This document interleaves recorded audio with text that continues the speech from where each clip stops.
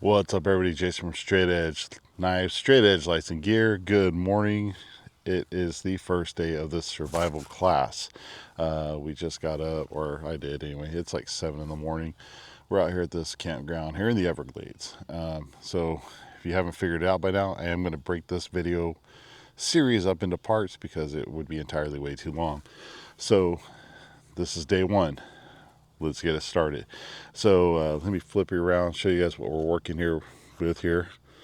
So right here is going to be the demonstration presentation area that Walter is going to use. He's going to utilize a bunch of various methods to show us and teach us the different things where we'll be practicing them. We'll also be coming over here to the tables and working. This is our nice big fire pit area. We'll be working on our fire making skills. Got a lot of stuff. This is where we're camping at. These cars won't be here in a little bit. We got in late last night and had to try to get everything set up. So if you guys didn't see me setting up my tent and stuff, that's why. It was just entirely way too dark. But walk over here. This is my little tent set up. This is the little 2-man tent my buddy let me use. Worked out very well. It was comfortable in there. This is that free soldier tarp that I had bought. I used it as a ground cover because it does get damp out here because it's Florida. The tent's a little damp on the outside, but tent worked out really nicely. My sleeping pad in there. You guys are getting a full-blown tour of the Casa de Straight Edge Knives right now.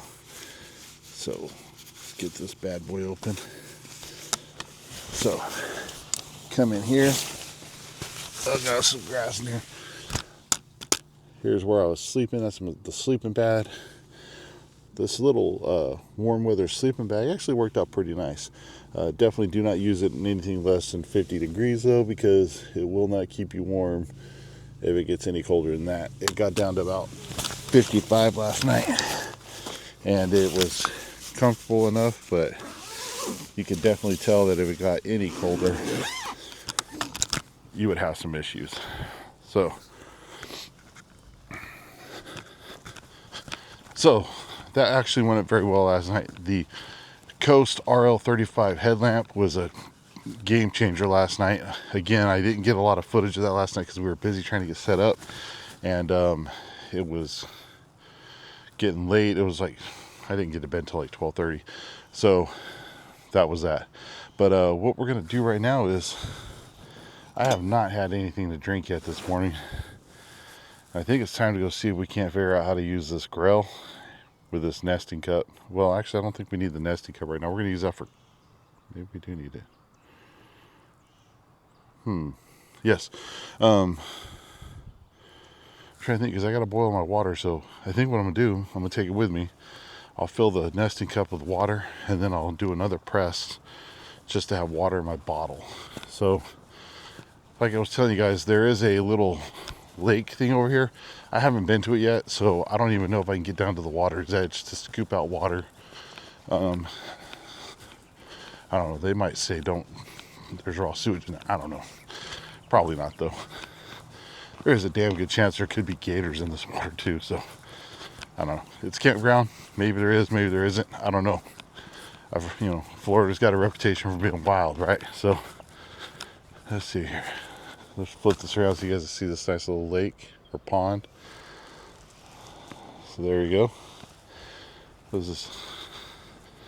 All fishing is catch and release. All right. That sounds legit. So, is there a way I can get down to this water without falling into said water?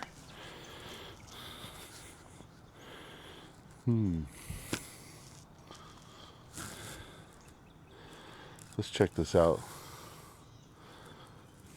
Walk around here.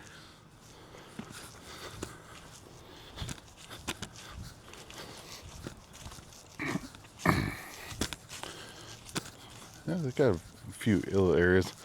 Also, definitely has some fish and stuff in there. Now, is this considered brackish water? Let me go check out this other side over here. Check this out, everybody.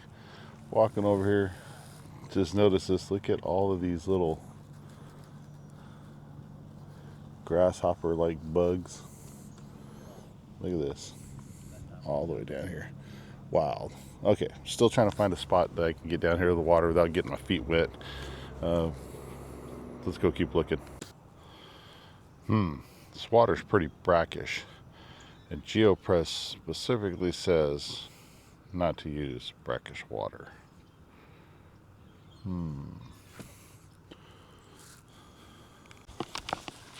All right, everybody.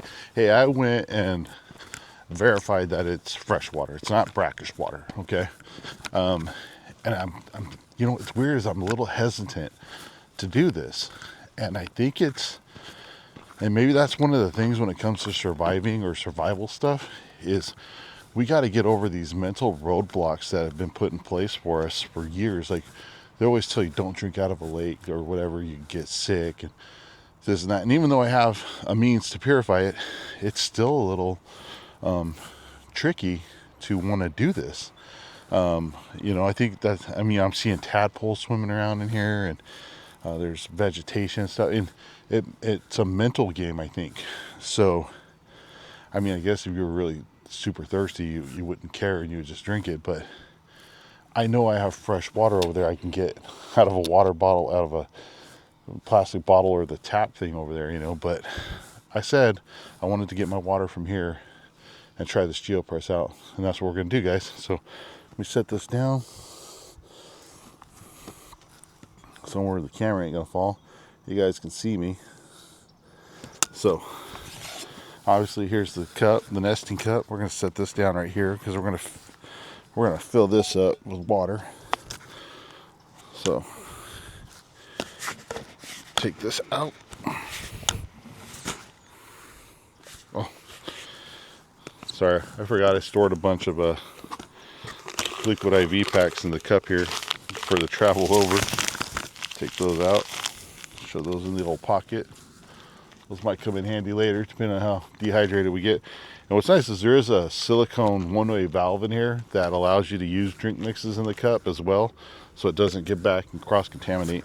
But we are going to screw this cap back on.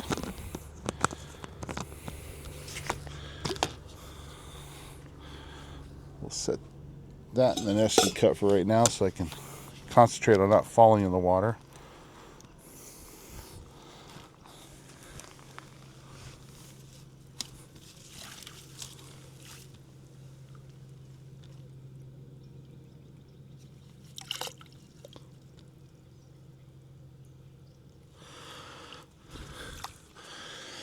So one of the issues I'm coming into right now is I'm trying to get the water. I have a lot of grass coming into the cup as well, which we don't want, which a pre-filter would be nice.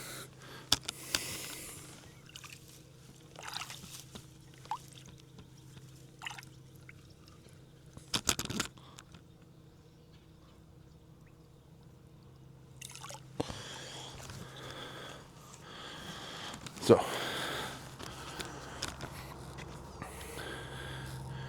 you guys can see down in here in the cup, hopefully you see all that kind of grass and stuff floating around in there. See, that is definitely not going to be conducive to keeping this filter up and running for as long as it should. So this is one of those things where I should actually come up with like a pre-filter system, right? You know what? And I think we're going to do that. I'm going to go get my my neck gaiter towel, and we're going to do that. We're actually going to put a little pre-filter over this to help stop some of that. So stand by while I go grab that. All right, guys. So I have this, you know, what do they call these, shamogs or something. I'm going to be able to put this over the top of the cup, still get water in it, but filter out some of that grass and stuff that we don't want really clogging up that filter. Because if it's a long-term situation, I'm thinking you're gonna need to make this filter last as long as possible. This filter is supposed to do up to 350 presses, or about 65 gallons of water. So we don't want to hinder ourselves, especially in a really long-term situation. So got this wrapped over the top. Come down here.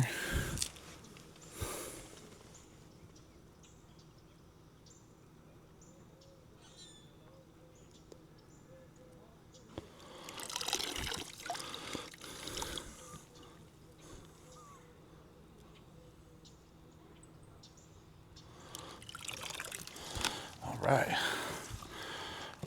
What bad part was, couldn't tell that was to the fill line. Pretty much to the fill line. But what's nice is there's hardly any of that debris in here now. So let's get our first press here. Solid ground. Put this in. Lid is capped. I'll twist it just a little bit. And let's press.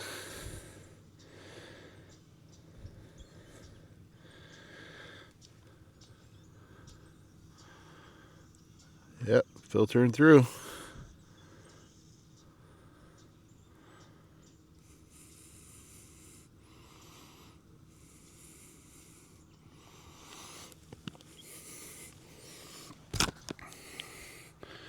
And just like that, we got filtered water.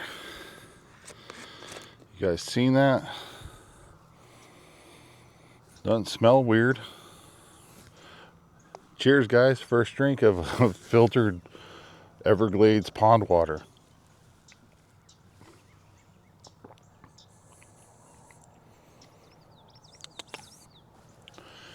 Not bad. I mean, is it the bottled water you get at the store? No, but seems fine. So let's pour this one into here. This is what we're going to boil for our breakfast. And we are going to cap this. Let's take this out, see what it looks like in here. Oh, there's a little bit left there at the bottom. Oh, almost cross-contaminated my clean water. So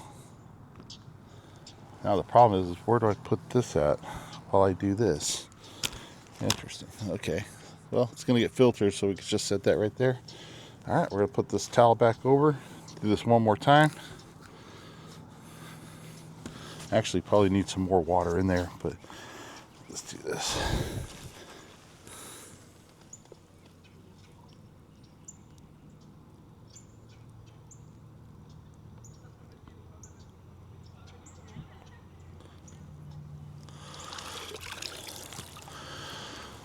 Actually worked really good getting a lot of that sediment or grass and stuff out of the from getting into the cup. So let's put this back in, twist that cap a little bit. Let's do our second press. Oh, just shot water all over myself. Pressing, it's filtering.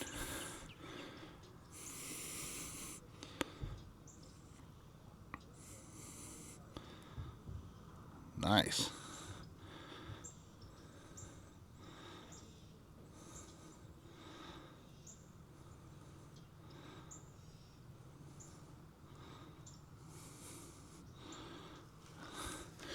And there we go. Our second geopress of water. I'm going to top off this nesting cup because we're going to boil that up for some breakfast. And now I still got half this thing full of water to drink. This is pretty cool, guys. All right, we'll find out for sure if it works if you see me run to the bathroom later. All right, guys, let's go cook some breakfast. Oh, all right, everybody. We're over here. We're about to bust out this camp stove that I bought. So let's crack this thing open real quick. So that's that propane adapter I kind of showed you guys in the very first video where I was packing everything up. Well, let's get this thing out.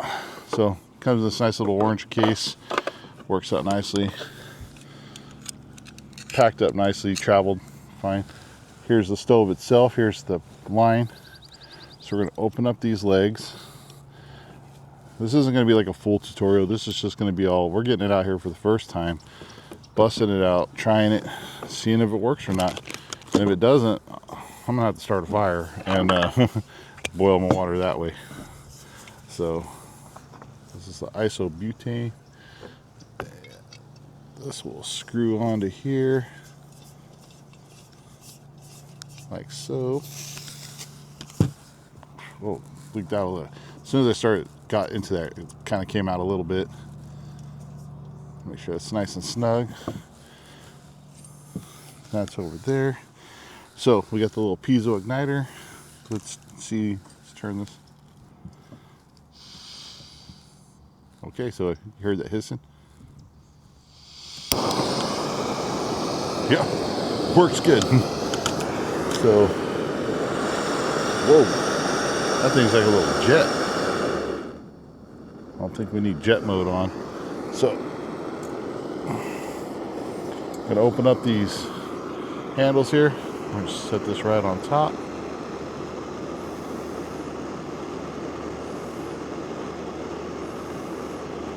Like so. And we're gonna let this boil.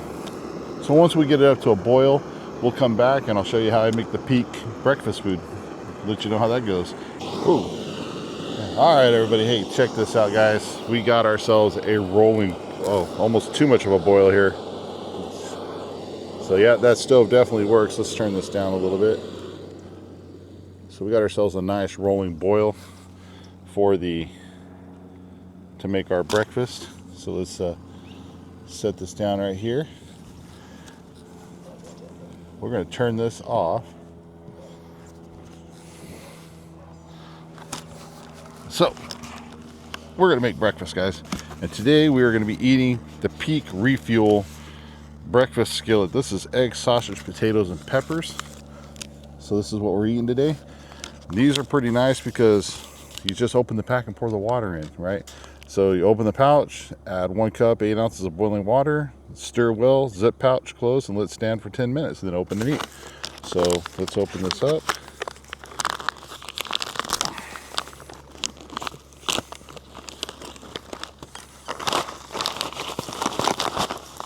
You guys get a look at that. Oh, make sure you take that out. Right, Walter, we don't need to be eating the oxygenator.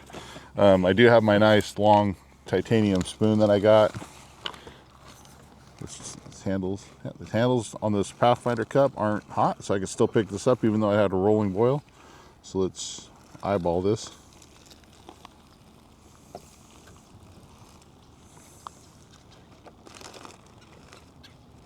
That's about 8 ounces of water. Stir this up.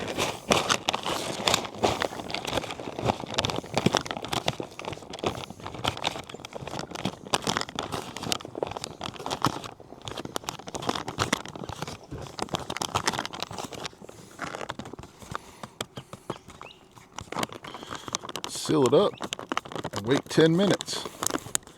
10 minutes? That's what it says. It says 10 minutes, Walter. Stir well, zip pouch close, and let it stand for 10 minutes. Open and eat it right out of the package. Have you tried these? That one, no. No? We had the Mountain House? I have or the several ready MREs. MREs? Oh, okay. These are supposed to be the better tasting out of these freeze-dried packages. It's got 30, this one's got 31 grams of protein in it. That's good. And then it's got, there's supposed to be 2 servings in here. I guess just one for us. Yeah, one for us. Yeah, pretty much. But it's supposed to be calorie. When you read that, right? Yeah. 3 servings. What? Yeah. 3. Me? Not in America. No. Not. I can eat that by myself. So we're gonna let that stand for 10 minutes. Yeah, and that's for seconds. Yeah, that's asked for seconds for sure. You know what? I still got. Do you need any boil? You need any water? Or are you good? You got? Oh, it's about to boil. I think that's. You know, I'm gonna say that. Cool. We'll come back and we'll have some breakfast. All right, guys. Real quick, I still got hot water left, so let's make some Death Wish coffee. All right, this is an instant coffee pack. I've never had it. Let's try it out. Crack this open. Skeeter. Sucker's trying to go in my ear, Walter.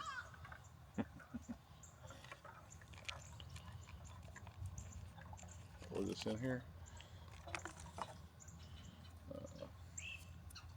Still got some dried egg and stuff on my spoon, but that's okay. We're camping. Stir it up. You know what? I had 20 ounces of water in here, and I thought it was going to be too much, but it looks like it's... Give me some more. No, it actually looks like it looks all right. It doesn't look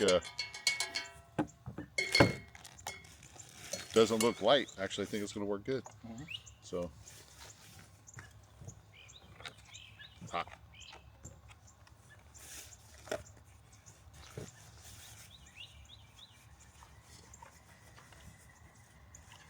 Worked out pretty good. So one package of Death Wish coffee will work in 20 ounces of water. We're out here having breakfast for the survival class, and I'm trying out this Peak refuel. This is the egg, sausage, and potatoes. This is actually pretty damn good. I was really thoroughly surprised. Just put the boiling water in there, seal it up. Came out really good. I'm not a sponsor for this, by the way. I just thought it was cool, it worked, and it tasted good. But you know, Peak, if you want to sponsor me, I'm down, bro. So anyway, stuff's pretty good, guys. I would definitely give this a shot if you're going backpacking, hiking, things like that. This is, at least this one is, and all of my meals this week are going to be Peak ones because I bought a bunch of different ones to try. So stay tuned. I'll tell you. You know, my name is Walter Matthews, but it doesn't matter. I was born and raised in Chile, so my main language is Spanish. I'll do my best. If for some reason, because of my accent, you miss something, don't hesitate and let me know. I'll do my best to try myself to understand, okay? Survival 1, first response. This is the name of the class, but actually we will be learning some other things that belongs to other levels because we have a good chance with that little pond that you saw already, okay? This is our agenda, general. That's what we're doing right now. General instructions. This is the, I wanted that campsite on the other side, more shady, but this one is actually very good because we have a lot of space and we can conduct right here the class of signaling. So it's really good. And I set everything this up. Thank you very much, Scott and Jason, for helping me out. So we're gonna be good. So myself, you have, you know some about me already, so I'm not going any further on that. I served over 21 years in the Chilean Marines. I'm a S.E.R.E instructor. S.E.R.E stands for Survival, Evasion, Resistance, and Escape. It's the military survival. But many years ago, I realized that in the military, the main thing we do is pretty much resistance and resilience. But primitive skills, we don't know that much. And there's a reason for that. It's because in a tactical situation, we don't have time to ignite fire, and actually fire is not our best friend in a tactical situation. It's really good to have fire. It keeps your morale high and everything, but it's not good in the tactical aspect. So that is the reason why in the military, whether they don't like to admit that, they don't handle very well primitive skills. And I decided many years ago to go that direction. And that is actually how I ended up designing for Condor, because they wanted someone that had tactical experience, but also the primitive skills area, and that's what I came up with all my designs. Okay. I've been working with National Security and Protection Services since 2017. It was my first attempt to be here in the U.S. Then I came back to Chile. It didn't work the work visa at that time. I was here for a year with a business visa. Then I came back, and my boss made another attempt. The owner of the company is Alvin Jack, the guy you pay the class, right? He's a veteran from the U.S. Army. He made 24 years in the U.S. Army. And years ago, I received an email from him asking me about my classes in Chile. And since I'm relatively well known around the world, and I thought, well, it's another guy that's telling me that he's coming down to Chile to take the class. And actually, he did. Right? He flew all the way down to Chile, and I set up a special training for him, and he ended up coming back to the U.S. And on his LinkedIn, he wrote, "Never even in service," and he's Ranger qualified, had a survival instructor like this Chilean Marine. And then he invited me to come here and to teach through National Air Security. And in 2019, actually, we made another attempt for a working visa, and this worked out that time, and here I am, right? We have 2 days, day 1 and 2, not that much details like I told you guys the other day on the chat group, because we gotta be flexible. You see it's cloudy, so I will be teaching something, and if I see the sun is coming up, I'll run with you and to show you how to, for instance, make use the sun to find north, to orientate yourself. So right now you see that I put 10 a.m. sun, because that little gap of time I had, I was able to set up that vertical stick. You see that? Right there. Next to that, there's a little pine cone. That was my first mark at 10 a.m. Now there's no more sun. So we'll continue the class, and you will see the second cone, and I will teach you how to use that to orient yourself. So that was just an example. We had to be flexible. I will try to cover as much as I can today. So tomorrow it will be a shorter day, and we can leave hopefully by noon, right? And we will have our closing activities, certificates, if you earn them, all right? This is not everyone gets a trophy. It's not that way, all right? Yeah, I'm old school. Right? And we gotta take a photo group. Either way, we will take all photos you want. And what they gotta do in order to be safe and secure by themselves, or maybe as a group. And unfortunately, most of the cases don't end up very well.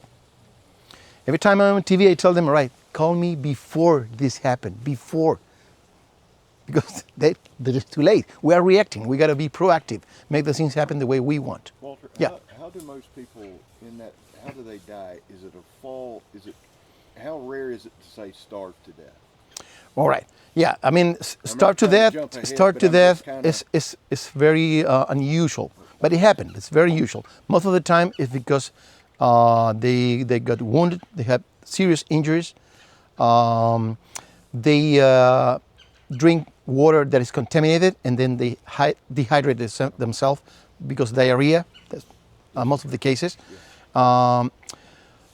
Once we get into the fire part, I will teach you something, guys, that is pretty much related on how people die, just because of they lost their willing to fight for, you know? They give up. Yeah, they give up, basically. All right, so this is the objective of the class. What happened with this? All right, there you go. So some definitions. This is sort of,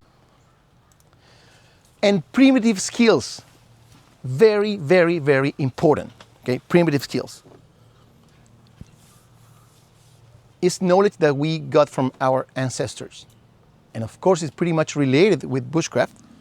But fling napping, for instance, is one of very important primitive skills that you can make out of a piece of, I don't know, could be silex or any volcanic glass, right? You can just carve that, do fling napping, and create a tool. Fishing spear fishing, sorry. Bow drill fire. Making fire out of nothing is a primitive skill. So remember I told you a long time ago, even being in the military, I decided to go through that direction, right? And I had a lot of issues because nobody wanted to recognize that we don't know that. But I guarantee in survival classes in military, most of the time, the instructor, all right, this is the bow drill fire, and that's it. They don't show you that.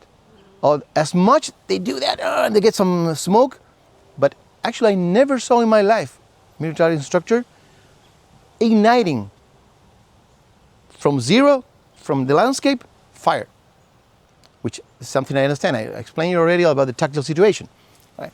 So, yeah, primitive skills, bow drill fire or friction fire is a very important skill. And of course, these skills can be applied to a survival situation. See? So we have already three concepts: survival, bushcraft, and primitive skills. And this is a new one, prepping. Have you heard about these guys? Yep. All right. A lot of people who likes to just prepare for everything. Most of the time are related with catastrophes or natural disasters. Last night we were talking around the fire about this. When I conduct a presentation for a group of people that is not really interested in this, like for instance, for team building and stuff like that, I have been hired to make a class or presentation. So sometimes I have people in the audience that they don't really care about it. So I start talking and I show a picture of my son, my older son.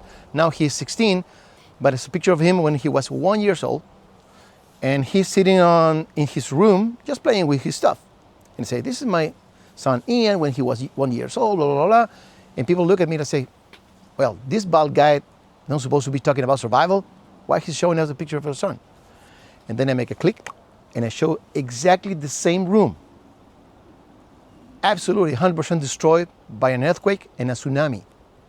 Our house was 60 yards from the shoreline in the south of Chile on February 27, no, what's January, February, I even forgot. Oh, February 27, 2010. So it was a huge earthquake and a tsunami. So it's the same room. So I click back and show those slides, and they ended up like this, you know? So the motto of the story is, you never know. In just 1 second, you can be in the prehistory. And I was prepared. What about you that you are not? So I got their attention and continued with my class. See? So it can happen to anyone. So preppers, most of the time, Sun's out. thank you, buddy. All right. What time is it? 10:32. 10:30. It's not that I don't like prepping, but I got to tell you that many preppers, they are just gear junkies. They collect stuff, but they never train. They never train. You got to train, buddy. You got to train. I have all those stuff, but I want to use. I want to Remember this sentence. Remember this sentence. Don't buy anything or any new gear until you learn and master what you already have. Maybe you won't buy anything else. Right? I know the gear is cool, but you got to be an expert on what you have. You can do way more things just with simple stuff than having a lot of stuff and never use it. Right? Okay, guys. You got it? 4 concepts. These 4 concepts got mixed usually, but it's not the same. But are related, and they can be used one on each other. Primitive skills, prepping helps you to survive. Why to learn? Remember this sign, the diagram of knowledge.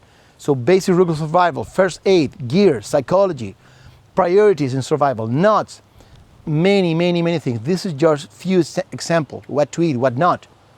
Rules of 3.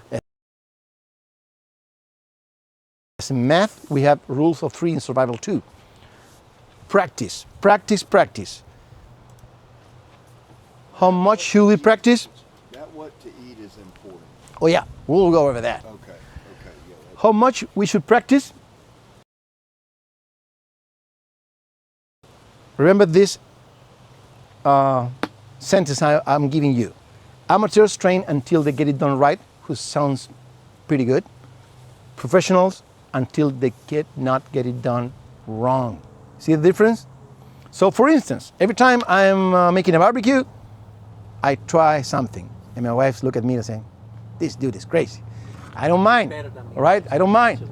Because how many times you gonna keep doing that? Until I never get it done wrong. So if one day I figure out that I'm not skilled enough back again with boulder fire, guess what? I will practice that over and over until I get back to my 13 seconds ember. Pretty good, right? There's a video on that. I'm not lying. Actually, 15 seconds, I was lying. All right. The first thing we're gonna learn hands-on, beside of the sun stuff, is the first aid at remote areas, because it's something I need you guys. Ready? All right, go. Remember, you got to roll out the person on the stretcher. Appreciate it. got Jack. El otro lado, yo creo. Oh, the other one, right? De este lado. Ajá, pero ¿cómo se hace? ¿Cómo se hace? Why is there blood on this halter? Sir, we're gonna roll you over to your side. All right, on the other side, right? That's correct. Good. So you will carry the person most of the time looking at the direction you're moving. Okay? So we're gonna keep him this way and walk that way, or Yeah. I so mean, that way nobody's Scott walking should be backwards? looking where you're going. So Okay. he should be so he should be facing this direction. What? What? He should be facing this direction, or he. No, I mean, no. If you're going that direction, all right? If you're carrying that part, you will be just be the one going there. So I'm trying to you see. should be looking the way you are going. Okay. So do I turn this way? Yeah. Okay. ¿Estás seguro? I'll drop it, Scott. Remember, squat. Good. I'm about to stay this way. Right.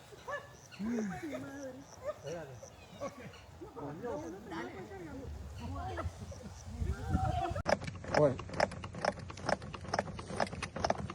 40. Danny, be ready. Danny, be ready. Think he's alive. 50. Hold on, because right when she finishes, we will check if the person is breathing. Okay. All right. Okay, 60. He's breathing. Are you breathing? Breathing. Are you breathing? Little Ann, talk to me. And then, Breathing. My wife's had to do this for like 3-4 minutes on old people. Like, Megan has to do that with her job. That's my point. Remember when I told you guys, if you start doing this, you got to be prepared to keep going. Keep going, keep going. once you start, you don't stop. So you, So, since we cannot be carrying a lot of stuff all the time, we will have this minimum. The name is the 5 C's. 5 C's because these 5 elements start with the letter C, so you can remember them easily. Okay? Another acronym. So it will be cover, cutting tool, combustion device, cordage, and container. Those will be the 5 C's. This will be the minimum, right? The minimum, remember. Every time you go outside, you have your minimum. So cover. Any kind of cover. Actually, I should have this one right here showing you, but you know we're using it actually, right? A cover. it's providing cover. Actually, it's doing that. You need something to protect yourself, to cover yourself. But the multifunctional concept is really important. As you can see, this guy is using this emergency blanket, but also can be used to carry stuff or to line over, you see, and to make a shelter. You see? Multifunction is a concept that is important. Cordage. What kind of cordage? What kind of cordage? Rope. Which one is the best cordage? You saw me. Which The one? one you have. Perfect. That's the survival mentality. Very good, Jason. The best knife, the best cordage is the one you have. So shoelace. Right? So keep that in mind because it helps you to be positive. It's another requirement for survival. Paracord. And this one is paracord. However, it's a technical name. You know this too. I'll give you more. Hold on. So, paracord is the commercial name, but comes actually the technical name is 550 cord. Why 550? So it'll hold up to 550 pounds. Because one of these simple cordages is what we use as paratroopers from our racers to the canopy. We will hang it from these, several of these. Just one of these, the one you have in your hand, can hold up to 550 pounds. 550 pounds. That's where the name comes from. 550 cord. 550 cord, so multifunction. For instance, every time I buy a pair of shoes, guess what? I replace my ties with 550 cord. And that's why I have black, green, tan, many colors, and my wife said, "This dude is crazy," right? Yeah, because, and actually I have used this several times. When I need cordage, let's say I need to make a fishing line, I will take off from my boots this this 550 cord that I'm using as my ties.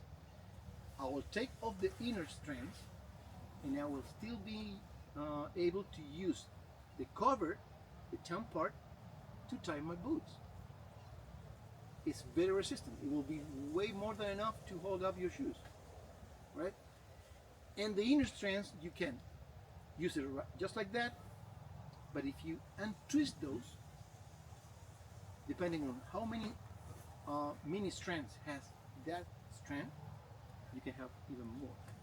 Place to carry paracord, bracelet, a belt, your shoes. All right, the second C, container.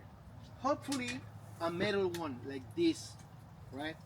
Like the one Mr. Jason has also. You have one of Pathfinder's? Yes. Yeah.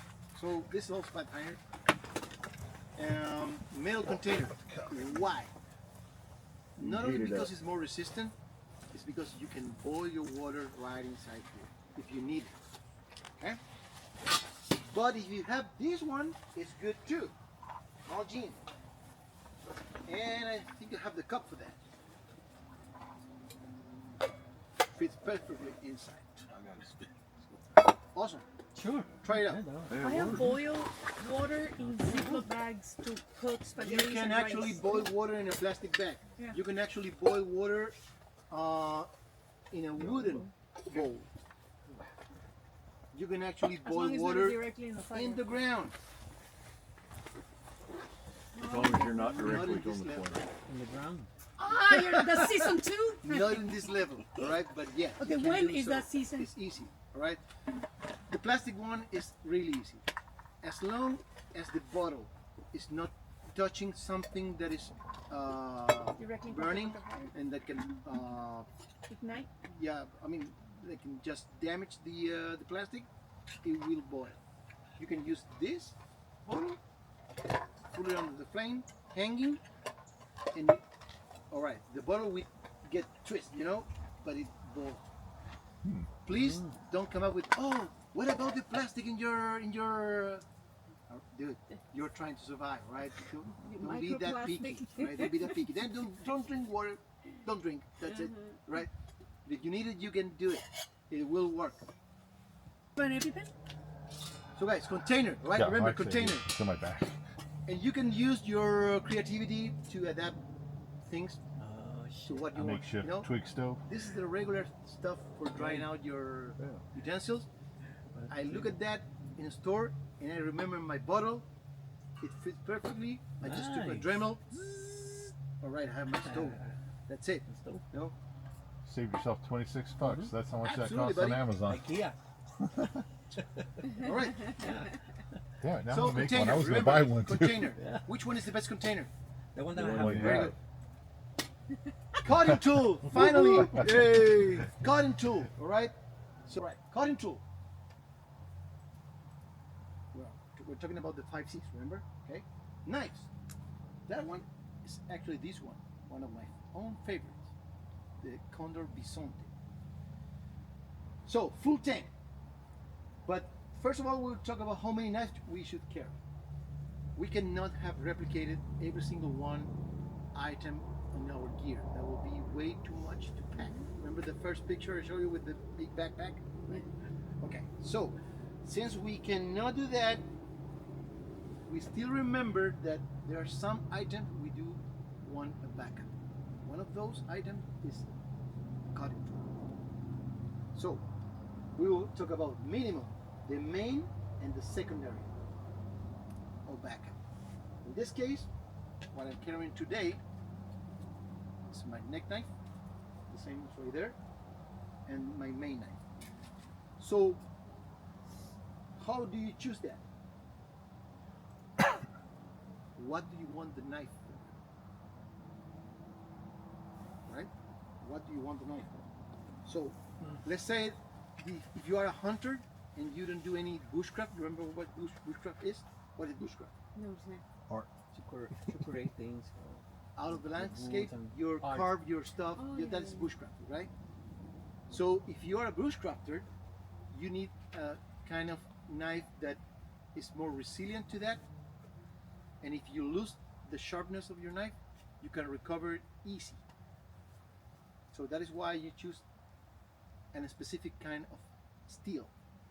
If you are a hunter or you do fishing and you don't cut any wood, you might need another kind. So in this case will be high carbon steel, alto contenido carbono, right?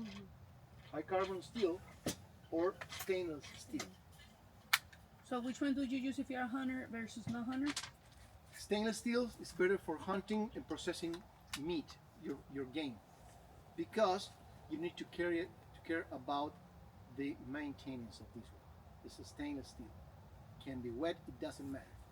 So what I like to do is have my main knife, because what I do mainly is bushcraft. I have this one, high carbon steel, and I have this one. It doesn't need to be a neck knife, right? It could be a folding blade. It could be a multi-tool, right? But have a backup. The secondary one is a stainless steel. So let's say that I need to cut a Fish. sausage because I'm eating something. I'll use that one. It doesn't mean I cannot use this one. I still can use this one. But this one needs more Hair. maintenance because it's high carbon steel, meaning it get rusty easily compared with this one that it won't be rusty. Get it? So if you get your high carbon steel knife wet, don't sweat about it. Just dry it out. Right? Dry it out. Make sure it is stored dry. If your sheath is wet, then take it off. If you're not using it, of course, in a safe area until the sheath is dry. Because if it's not okay to just dry out your knife and put it back in the sheath that is wet, make no sense. Right? Okay. What you call it? How you pronounce it? What? Shift. Sheath. Sheath. Sheath. Sheath. S-A-E-A-T-H. S-H-E-A-T. Sheath. S-H-E-A-T-H. T-H. Yeah. Sheath. Right? So remember, in this case, I have this stainless steel backup knife and the main one, high carbon steel, because I like to do bushcraft. The carbon steel is more flexible, right? Still hard, but I mean, this one is harder, so it tends to break more. It's more breakable. This one is less. So therefore, it's easy to resharp this one. So you can have a good retention of the edge, even if you are using it. But if you lose that retention, even in the landscape, you can resharp this easily compared with this one. This one should most of the time retain the sharpness for longer. But guess what? If you lose that sharpness, it will be more difficult for you to get it back sharp again. See my point? Less hard, harder material. You sure? Got it? All right. Types of edges. Basically, Scandi grind, hollow, flat saber. I'm sorry for the names. And convex. Right? Those are the main ones. Don't do this. You buy a new knife. You take it out of the box. You just I don't know. Just carve a little bit on this, and you are to the sharpening stone. Don't do that. The knife, believe me, the knife can make it way longer than that. So, a good tip for anyone who likes the bushcraft and outdoors is to have a leather belt. So you can use your leather belt just to adjust the knife after using it. You don't need to get back or get the knife to the sharpening stone. You will most of the time destroy that edge. Right? So remember, knife, use it, and then if you need it, just go to the belt softly. Drop That's it. And we'll recover. Right?